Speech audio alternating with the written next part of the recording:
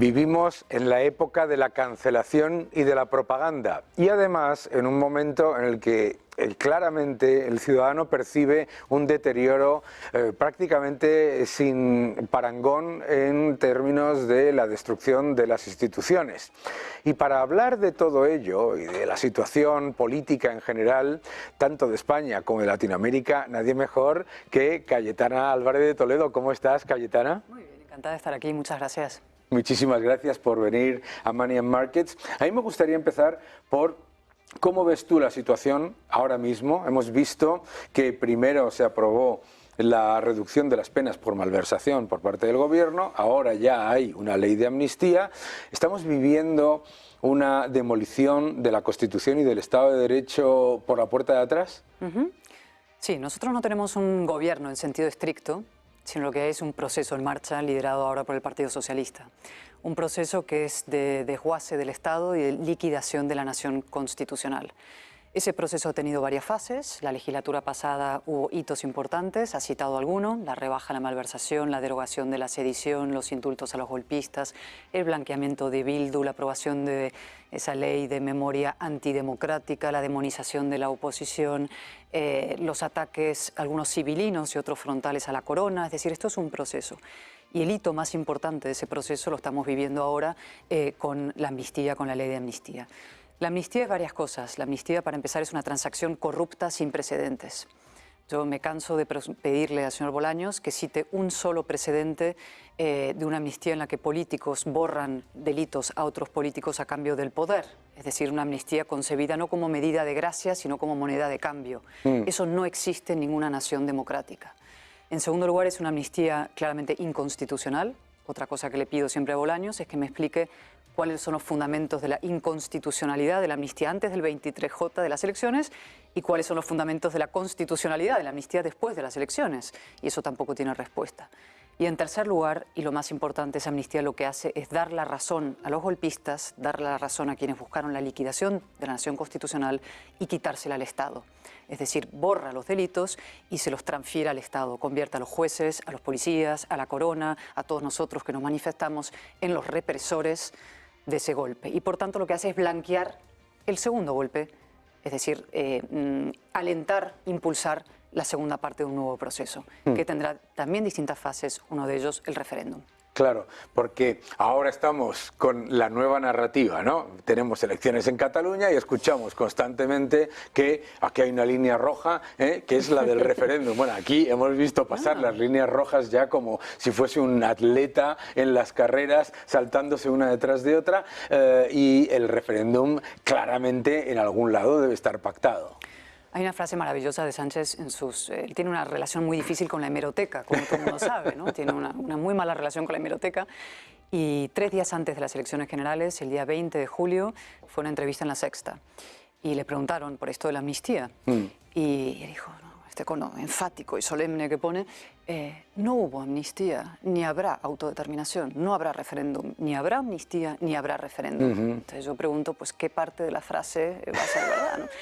Pero aún así te quiero decir una cosa, mira, yo sé que están negociando una forma de disfrazar una consulta. Eso es, consulta, ¿no? Utilizarán el nombre. El Sherpa de la mutación constitucional es Rodríguez Zapatero. Sí. Ya se fue a la vanguardia a decir que hay que buscar esta legislatura alguna forma de reconocimiento de la identidad nacional de Cataluña, es decir, están trabajando en eso. Pero yo quiero lanzar un mensaje de optimismo y de esperanza a los españoles. Ni habrá amnistía, ni habrá autodeterminación. Amnistía, habrá ley, pero no se va a poder aprobar, lo van a frenar Europa, los tribunales y la oposición, lo vamos a impedir, y autodeterminación es absolutamente imposible. Para eso necesitarían, o sea, autodeterminación y constitución no son compatibles. Tenemos el Senado radicalmente en contra, la mayoría de los españoles, o más de la mayoría también, es decir, eso va a fracasar. Todos esos proyectos y esas elucubraciones para mantenerse en el poder acabarán fracasando contra el principio de la realidad y de la ley. Y cuando hablamos del principio de la realidad de la ley, una de las cosas que preocupan a los que nos están viendo, a los ciudadanos, es esa demolición constante del proceso legislativo. Estamos viviendo todos los días una deslegitimación del Poder Judicial a niveles que no se habían visto en el pasado. Hemos visto en el Congreso y en el Gobierno a ministros y a diputados señalando directamente a jueces. Esto es muy preocupante. Sí, porque el Estado de Derecho es el dique de contención frente al proceso. Yo siempre he dicho, había tres diques esenciales de de contención del sistema, ¿no? La corona, la monarquía constitucional, y por eso atacan la corona. El principal, los jueces, es decir, el Estado de Derecho, y la oposición movilizada en la calle. La oposición en las instituciones y en la calle, es decir, en el Senado, en el Congreso, en las alcaldías, las comunidades autónomas, y la movilizada, la población en la calle, ¿no? Y los jueces son absolutamente cruciales. De hecho, hay un escenario que los ciudadanos tienen que ser conscientes que se puede plantear y es muy importante, ¿no? Si Puigdemont le gana a Esquerra las elecciones en Cataluña, y yo no lo descarto, yo creo que Puigdemont le va a ganar a Esquerra las elecciones y consiguen los dos formar gobierno, Puigdemont va a volver. Ese es el órdago que él ha lanzado. Él ha dicho, yo si gano y puedo formar una investidura y presentarme, volveré.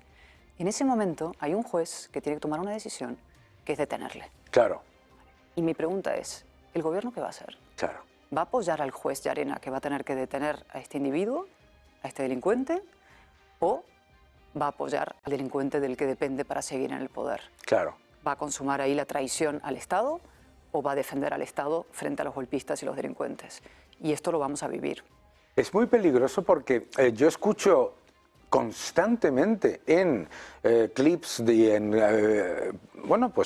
comentarios de diputados este concepto de que la soberanía del pueblo está en el Parlamento y que todo lo que salga del Parlamento, por lo tanto, es constitucional y es la soberanía del pueblo. Claro, en vez de entender que el poder legislativo, los jueces, las instituciones independientes están para limitar el poder y los intentos totalitarios del gobierno, no para justificárselos, ¿no? Pues ese es el artículo 1 del manual del populista, es enfrentar pueblo a ley. Eso es. ¿No? En América Latina y en tantos otros sitios, es decir, la voluntad de las urnas frente a la ley y los jueces. A mí me han votado. Fíjate, el primero que lo articuló de una manera nítida en el proceso separatista fue un socialista, que fue Montilla, cuando dijo los tribunales no pueden juzgar sentimientos, cuando empezó el proceso. Y de eso viene todas las acusaciones de Loeffler, la idea de que el Estado, digamos, la ley, los jueces, etcétera, no pueden interferir frenando la voluntad popular.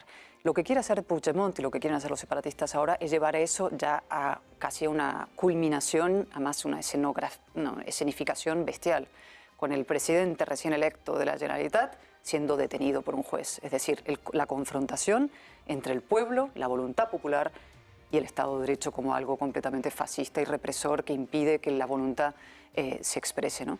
El problema es que no solamente son los ya delirantes extremistas nacionalistas quienes lo defienden, sino incluso socialistas. El otro día el ministro de Justicia llegó a decir dos cosas. Primero, que la soberanía popular, dicen, reside en el Congreso y no en el Senado, es decir, ya se liquidó las Cortes, porque sí.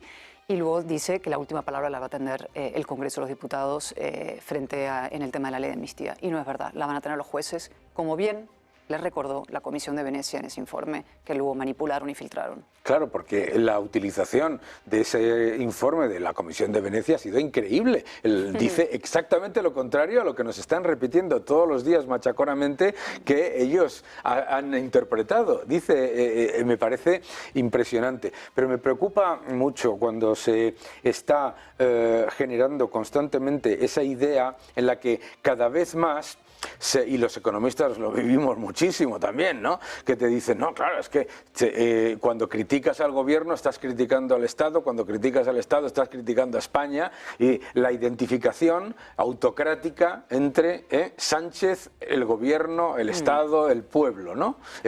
Me recuerda tanto a lo que hemos vivido en Latinoamérica. No, de hecho es un gobierno que trabaja contra el Estado. Claro. Y que está ocupando todas las instituciones del Estado de una manera acelerada y vertiginosa y muy inquietante. Si tú empiezas a mirar Consejo de Estado, Tribunal Constitucional, Fiscalía General del Estado, es un escándalo. Utilización de la agencia tributaria, el CNI, el SIS, por supuesto, la malversación cotidiana que hace el señor Tezanos en el SIS, utilizando fondos públicos para hacer encuestas a favor del Partido Socialista o, por ejemplo, para no preguntar por la amnistía porque saben que el resultado sería masivamente de rechazo. Radio y Televisión Española, el último escándalo. Correos, no sé, es que la lista es infinita, ¿no? Entonces van colocando a socialistas y a militantes socialistas en todas las instituciones y luego dicen, no, que el Estado somos nosotros. Claro. L'État c'est moi. Eso es muy antiguo, ¿no? Y así están operando. Entonces, lo que nosotros tenemos que hacer son muchas cosas. Y vuelvo al mensaje de optimismo y de fuerza y de esperanza. Es decir, tenemos que frenar este proceso, hacerlo descarrilar, y luego tenemos que hacer un proceso de regeneración de todas las instituciones, dignificación de algunas de ellas, como el Parlamento, que está en sus peores momentos en los últimos 40 años, y luego de fortalecimiento de lo que nos une como españoles. Y esa es otra parte. Los espectadores habrán visto, ¿no? Estamos en el Congreso utilizando pinganillos entre españoles. Es una auténtica aberración. Aparte del dinero que cuesta, 15 millones de euros para que unos señores que se hablan en el bar de arriba en el mismo idioma se pongan pinganillos para entenderse entre euskera, español, vasco, catalán y español, ¿no? Pero ese proceso es deliberado, están buscando, digamos, levantar fronteras entre españoles, es un proyecto de incomunicación y de división de los españoles. Y nosotros tenemos que revertir todo eso y poner en marcha un proceso de fortalecimiento de lo que nos une y lo que nos acerca. ¿Qué le decimos a los ciudadanos que dicen, todo esto lo vemos, pero parece como que la sociedad está cauterizada, incluso, pues, de cierta manera, vendida o callada ante los crecientes casos de corrupción, etcétera, y hay mucha gente que piensa, bueno, da igual porque no va a pasar nada cuando cambie el gobierno? No, que sí va a pasar y que desde luego van a pasar muchas cosas si este gobierno se queda. Es decir, la destrucción puede ser verdaderamente seria. El problema es que mucha gente da por hecho la democracia y cree que vive en un estado del bienestar, un estado con leyes, en que esto es razonable, que estamos en Europa, no va a pasar nada, ¿no? Pero aún así, yo tengo esperanza en los españoles y cada vez que desde el liderazgo político o social y civil se les ha convocado a salir a la calle y manifestarse, lo han hecho, ¿no? Y de hecho la prueba es que el gobierno no se atreve a convocar elecciones. Claro. Ellos dicen, la amnistía es maravillosa, es benéfica, es valiente y reparadora. Claro. Llévela en su programa electoral. Claro. Convoque a los españoles. Claro. Dígales que la amnistía es imprescindible para la convivencia entre catalanes y en el conjunto de España. Y llévela. Claro, si él ha cambiado de opinión, claro. ¿no? Si él ha cambiado de opinión y nos puede convencer a todos de que debemos cambiar de opinión, él no miente, él cambia de opinión, pues oye, adelante, unas elecciones. Pero en ese proceso que tú estás comentando, hay un deterioro también de la moral de los ciudadanos. A los ciudadanos se les está contando, por ejemplo, a una aberración, que gracias a que hay amnistía hay subida de las pensiones, por ejemplo. No es como una especie de corrupción, intentar traer al ciudadano, que no, obviamente no cae en ello, a la corrupción ya generalizada. Sí, bueno, lo que hay es uno de los problemas profundos de las democracias contemporáneas es que se ha destruido la verdad. El concepto de verdad ya no importa. Entonces, todo es mentira, la gente miente y ya no es que existe, digamos, que la mentira ha existido en política, lamentablemente, desde sus orígenes. Es decir, la gente lamentablemente miente, no dice en público lo mismo que dice en privado. Pero la mentira tenía un castigo moral y el propio político al que pillaban mintiendo o el periodismo equivocándose, pues pedía perdón, se disculpaba. Hoy en día hay casi un regodeo, es la llamada posverdad, es decir, que la verdad ha dejado de existir y de importar. Lo que importa son mis sentimientos frente a los tuyos, ¿no? Las opiniones han sustituido a la verdad son opiniones, los hechos son opiniones, las opiniones son hechos y todo se disuelve en un magma, ¿no? Y eso es lo que permite a estos movimientos perdurar, ¿no? Yo digo, el gobierno socialista en España, como muchos otros gobiernos muy populistas, no gobierna por adhesión, porque no puede gobernar por adhesión, entonces gobierna por odio. Claro. Lo que necesita es generar tal cantidad de rechazo y de odio en el otro, al otro, digamos, que apriete sus filas y ya la verdad no importa. La verdad de mi equipo, me pongo una camiseta, detesto tanto al de enfrente que me compensa votar a Sánchez por el odio que me generan el Partido Popular o Vox, la derecha, la ultraderecha, el fascismo y todo lo demás. Por lo menos no gana la derecha, ¿no? Eso es. Sí. Y todo el mundo es fascista, excepto los más fascistas, que son los comunistas y los ultraizquierdistas. Y eso ¿no? está pasando en muchos sitios. En Estados Unidos es un ejemplo. La gente está votando no tanto por su candidato, sino en contra del otro. En contra del otro. ¿Vale? Y la manera de romper eso es primero denunciarlo de manera clara. Es decir, esta operación del otro día en Cuelga Muros. O sea, es que este es un gobierno que ya está colgado del muro de la polarización del pasado y de lo más macabro, ¿no? Claro. Porque no pueden salir de ahí, intentan generar otra vez guerra, civilismo y odio. Y eso hay que denunciarlo con nitidez y luego construir un proyecto para amplias mayorías basado en los principios básicos de un sistema democrático. Claro, es que yo que he vivido en mi padre y mi abuelo, mi padre fue un militante comunista y mi abuelo fue ministro de Franco, he vivido el espíritu de la transición, la maravilla de lo que es que la gente se ponga de acuerdo y busque un proyecto común, ¿no? Y te has dicho algo que me parece esencial, que es esa idea de que la gente da por hecha la democracia y la libertad y piensa que nunca va a pasar. Yo siempre que voy a Argentina y a Venezuela me dicen, nosotros venimos del futuro. Ustedes pueden ir preparándose, porque, claro, también en Venezuela se decía, no, hombre, no, eso aquí no va a pasar, esto no es Cuba, ¿no? Y en Argentina se decía, no, hombre, no, esto aquí no va a pasar, esto... ¿Cómo le podemos explicar a la gente que ese riesgo es muy, muy importante, el de la destrucción de las instituciones que garantizan nuestra libertad? Bueno, lamentablemente solamente se lo puedes enseñar predicando y haciendo pedagogía política y contándoles la historia y que miren la historia del siglo XX, ¿no? Claro. En el siglo XX los europeos hemos tenido regímenes de lo peor, ¿no? Lo peor. Los totalitarismos de izquierdas, también de derechas, el nazismo, el comunismo, nos hemos matado a millones y la democracia es un bien frágil que hay que proteger día a día. Yo siempre digo, no es un objetivo que tú alcanzas, lo tienes y se acabó, no como unas oposiciones que las has ganado pero por tienes vida. que ganar de todo. Es un horizonte al que caminas permanentemente, siempre se aleja un poquito, siempre tienes que estar trabajando para mantenerlo, para preservarlo. Y las lecciones de nuestros países amigos efectivamente sirven, ¿no? Yo siempre...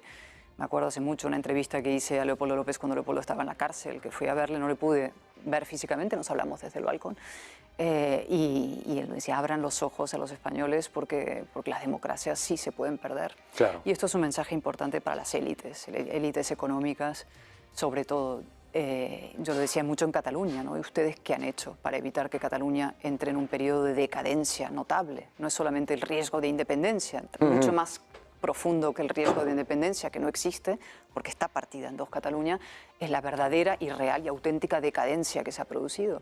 Y en España igual. Somos un país, estamos en un momento de decadencia. Totalmente. Era un país que, expectativas extraordinarias, una transición modélica, una espectacular modernización y salvo algunos oasis como Madrid, es un país que está en decadencia. Claro. Institucional, en decadencia económica, sin reformas, un país paralizado, sin presupuestos, es un país ensimismado, en un proceso de introspección permanente, pensando en sus cuestiones identitarias absurdas, en lugar de estar mirando cuáles son los grandes debates del futuro que hay que encarar, problemas, desafíos, la inmigración, la inteligencia artificial, cantidad de asuntos. Es un país ensimismado y parado, bloqueado. Y bueno, entonces nuestra juventud hay que, desde la política democrática, animarles, alentarles, darles instrumentos para ser conscientes de lo que pasa, para movilizarse políticamente, para interesarse en lo que pasa, para volverles a enganchar con la política y para que voten opciones que sean de razón, de sensatez y de progreso de verdad. Cayetana, la batalla cultural y este avance de la generación constantemente de enemigos vía la creación de grupúsculos identitarios que se enfrentan unos a otros, ¿no? Y esta utilización constante del veto y la cancelación para, además, destruir la personalidad del oponente ideológico. ¿Cómo ves esta situación ahora en España? Me parece muy preocupante. Yo creo que el nivel de pérdida de libertad de expresión que hay en España ha sido muy significativo y por supuesto, cómo podemos continuar atacándolo, ¿no? Bueno, por la censura y por la autocensura. Hay mucha gente que no se atreve a hablar. Ese es el problema, claro. Es que el wokismo es eso. El wokismo es ponerte a ti. Sí, no solamente es cancelar a algunos para que se autocancelen muchos. Claro. Es decir, mucha gente se autocensura. Esto es un proceso que va mucho más allá de España. Estas son las grandes corrientes ideológicas de nuestro tiempo. Empieza, lo sabemos, la historia en mayo del 68, culmina en el año 89 la caída del muro de Berlín, y ahí hay dos momentos clave, ¿no? En el 68 la izquierda decide levantar nuevas banderas, porque la bandera del obrero, como luego se ve, era una gran mentira, y cuando se cae el muro se ve que en el comunismo lo único que había generado era destrucción de los obreros, de los trabajadores, miseria, ruina, represión, tortura y muerte, y entonces la izquierda, digamos, queda ideológicamente derrotada, pero se rearma rápidamente. Claro. Y el mundo liberal del año 89, que sale vencedor de esa contienda ideológica, si se quiere, pero inmediatamente se echa a la siesta, la siesta. Dice, ya hemos ganado. Hemos ganado, el famoso libro Ensayo de Fukuyama, El fin de la historia, y lo que hace el mundo liberal es dedicarse a hacer números, y a hacer las cuentas, y a gestionar bien, y abandona la batalla cultural. La izquierda sale debajo de los escombros del muro, se quita el polvo y demás, y se rearma política y moralmente, hasta tal punto que acaba ganándole la batalla cultural, ideológica y del lenguaje al mundo liberal, ¿no? Y se produce eso que yo he llamado cientos de veces, me da casi pudor insistir, pero el tablero inclinado de la política, ¿no? Sí. Que está la izquierda en la parte alta del tablero y está el mundo liberal, liberal conservador en la parte baja.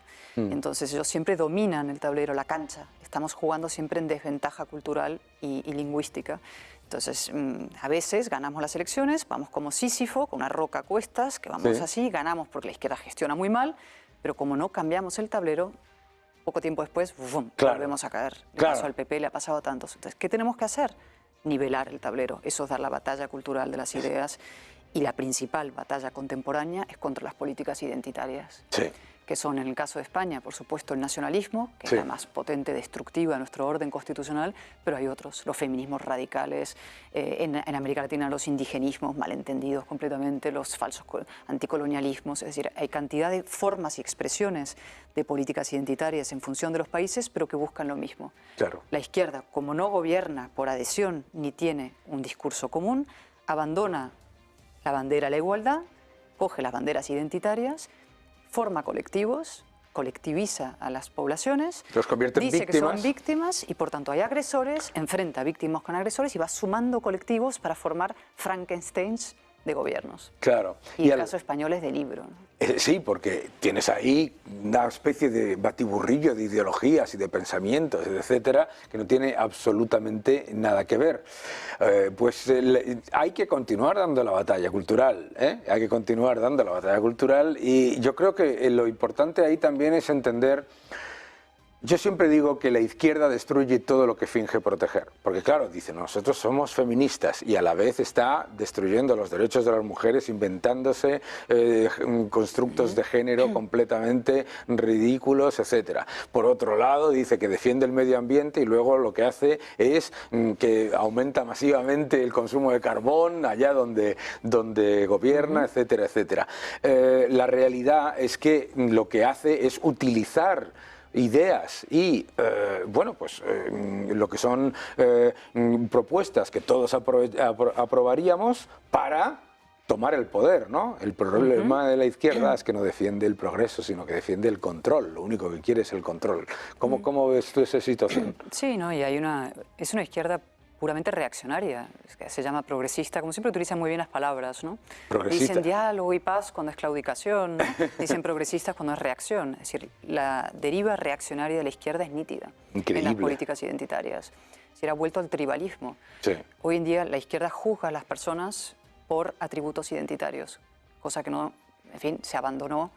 Antes de las batallas de los derechos civiles, antes del antiguo régimen. Es decir, el antiguo régimen es, antes de la Ilustración, es juzgar a las personas por su atributo identitario, raza, color de piel, sexo, etcétera, ¿no?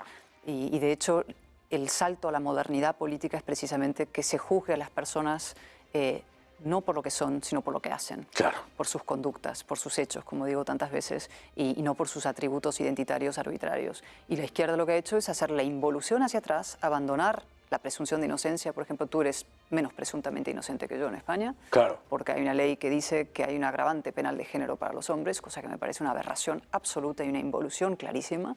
Y eso lo podrías trasladar a otros a grupos y se va, digamos, trasladando a otros grupos y destruyendo los fundamentos básicos de un Estado de Derecho, que es efectivamente la igualdad de las personas ante la ley y el hecho, insisto, de juzgarlas tanto en lo penal como en lo puramente moral, simplemente por sus conductas y por sus actos.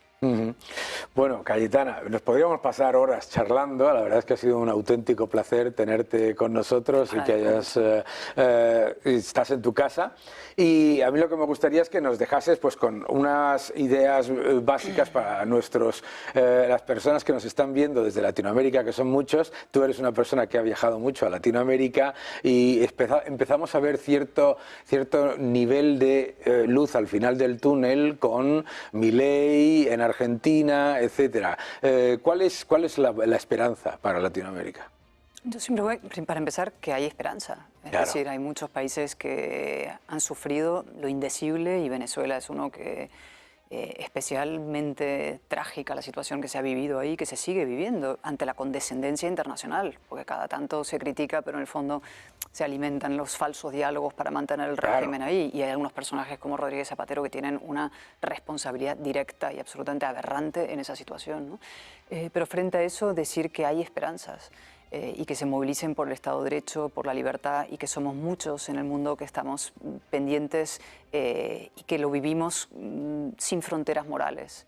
Es decir, lo que le pase a un venezolano me importa a mí tanto como me pase a mí. Y hay que combatir ese racismo visceral de tantos europeos pijos que aceptan para América Latina lo que jamás tolerarían para sí mismos.